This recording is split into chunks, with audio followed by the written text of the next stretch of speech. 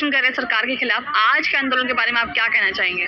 देखिए, आज के बारे में एक ही बात कहना चाहेंगे कि सरकार गूंगी भी है और बहरी भी है, सुनती नहीं है। जब तक एक बड़ी चोट सरकार के ऊपर ना मारी जाए, मतलब जब से बीजेपी और भाजपा सरकार आई है, क्या कारण है कि पूरे देश में आंदोलन की एक भौहार खड़ी हो चुकी है। क्योंकि ये जो कह रहे हैं ना, जो कहना चाह रहे हैं और जो कह रहे हैं उसमें फ़र्क है।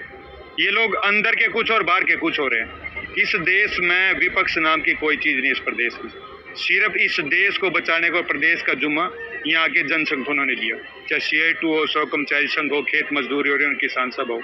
मतलब आज कहीं ना कहीं इस देश में इस सरकार ने ऐसा हाल मचा दिया कि भाईचारा नाम की चीज़ नहीं, पेट में रोटी नहीं। कहीं ना कहीं सारी चीज़ों को देखते आज का जो प्रदर्शन है वो ये मात्र ये है कि लगातार सरकार बातचीत नहीं सुन रही, और बातचीत अगर करती है तो उसके ऊपर अमल नहीं कर रही है। तो कहीं जनसंगठनों की बात है, चाहे परियोजना कर्मी की बात है, चाहे मनरेगा की बजट काटने की बात है, चाहे बजट में कहीं न प्रावधान की, क्योंकि सरकार कर्मचारियों को, मजदूरों को, किसानों को कुछ ना देना नहीं चाह रही है। तो इसलिए आज का वो प्रदर्शन है ये मात्र इसलिए कि कहीं न कहीं सरकार इन जनसंगठनों को बुला के बातचीत करे और इन मांग मुद्दों के ऊपर हल करने की बात करे। और जैसा आपने कहा कि जिस तरह से आंदोलन बढ़ते जा रहे हैं और हर वर्ग परेशान है सरकार से, आप जनता के बिहाफ पर जो उनके मनों में चल रहा है उसके लिए आप क्या कहना चाहेंगे? देखिए, जनता के मनों में जिस चीज़ का भाव है वो सरकार उन भावों को देख नहीं रही है। अब जनता करे भी क्या?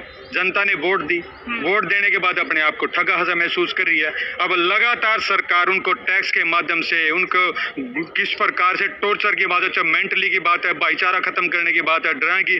आप देखो ना, आए दिन तो भ्रष्टाचार की लाइन बनती जा रही है। महिलाएं सुरक्षित नहीं है, बच्चे हमारी सुरक्षित नहीं है, शिक्षा का ढांचा इन लोगों ने खत्म कर दिया, स्वास्थ्यों को ये लोग खत्म करने की जा रही है। आम आदमी करेगा क्या?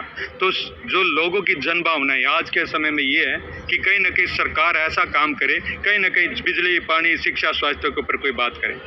तो ये भावना है और इस भावना के अनुरूप मेरे ख्याल से सरकार को चलना चाहिए, नहीं तो आने वाले समय में चोट भी खाएगी सरकार, इसमें कोई दो राय नहीं है। पर जिस तरह से हम सरकार का रवैया देखते हैं, सरकार जो है गलत मुद्दों में उलझाने की कोशिश करती है, पर जो मेन मुद्दे हैं उस पर बात नहीं करती है। ये तो इसमें कोई दो राय नहीं जी, RSS की सरकार है। और आप उदाहरण देखो, हर प्रदेश में, जिस प्रदेश में सरकार है, राजस्थान में थी, वहाँ गुज्जर मोहनिया को लड़ाया, यहाँ थी जाट नॉन जाट को लड़ाया।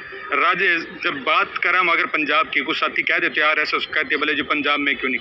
पंजाब में कहीं ना कहीं अकाली दल के साथ उनकी साथी नहीं, तो वहाँ सरदार सिख और नॉन सिख उन्होंने काम किया। मतलब हर चीज़ वो करे। अब किसान इतना बड़ा आंदोलन करके बैठे थे, उन्होंने क्या नहीं किया? उनको पाकिस्तानी बताया, उनको खालिस्तानी बताया, उनको हर तरीके का वो नाम दिया कि जिससे कहीं ना कहीं छवि खराब हो। लेकिन आज लोग लड़ना सीख चुके हैं, लोगों के अंदर अब मादा जागरूक हो चुके हैं। अब लोग इस तरीके की सरकार को आने वाले समय में उखाड़ फेंकने का काम करेंगे अगर सरकार सही लेकिन से काम नहीं करेगी। जिस तरह से आप लगातार कह रहे हैं कि सरकार अनदेखी कर रही है, आपकी बातों को सुन नहीं रही है, आगे आपकी क्या योजना है? देखिए, हमेशा जनसंगठनों की एक ही योजना है, क्योंकि जनसंगठनों में कोई लाठी है, ना कोई तलवार, ना कोई। हमारे पास झंडा है, बैनर है, दरी है और अपना जनसंगठन है। हम लोग करते क्या है? जनसंगठन का काम क्या है? जनसंगठन का काम इकट्ठे होकर सरकार के सामने अपने डट के बात रखने का। अब और तो कोई तरीका नहीं है। अब ऐसा भी नहीं है कि सरकार नहीं सुनती, सुनना पड़ता है सरकार को हमेशा। और इस सरकार की हम बात करें, आज से पहले तो जितनी सरकारें आई हैं वो कहीं ना कहीं आंदोलन होता था, जब सुन भी लेती थी। लेकिन जिस तरीके की सरकार है, इसके सामने हमेशा आंदोलन को थोड़ा लंबा डटाना पड़ता है, इनको ताकत दिखानी पड़ती है। इसी सरकार को कई बार यूटर्न किया, आशा वर्करों ने यूटर्न किया, कई बार CI2 सौ कर्मचारी संघ ने यूटर्न किया। सरकारें ये भी यूटर्न हुई है, पिछली वाली भी है। लेकिन ऐसा नहीं है, सरकार को सुनना पड़ेगा, नहीं सुनना पड़ेगा बड़ा आंदोलन होएगा। सौ कर्मचारी संघ से संबंधित 109 ट्रेड यूनियन है, तमाम विभाग, सरकारी बोर्ड, निगम, कारपोरेशन है। CI2 में तमाम मजदूर संगठन आते हैं। तो इस तरीके का बड़े आंदोलन का आगाज अभी आप देखा 5 तारीख को जब दिल्ली में हमारा आंदोलन होगा, पूरे देश का लाखों कर्मचारी, किसान, मजदूर वहां पहुंचेंगे। तो सरकार को सुनना पड़ेगा, इसमें कोई दो राय नहीं है, और कोई तरीका भी नहीं है सरकार की। जिस तरह से सरकार अभी लोकसभा चुनाव जो 2024 में होने वाले हैं और सरकार जो अनदेखी कर रही है, उसका नुकसान जो 2024 में मिल सकता है सरकार को? देखो, ये मिलेगा हमेशा जब होया। अब अगर हम बंसीलाल की बात करें तो बंसीलाल एक ऐसे मुख्यमंत्री हुए थे जिन्होंने कर्मचारियों का बहुत बड़ा नुकसान किया था। हर आंदोलन को उन्होंने लठों से, कहीं ना कहीं बातचीत ना करने से उनकी मंशा रहती थी। और हुआ क्या?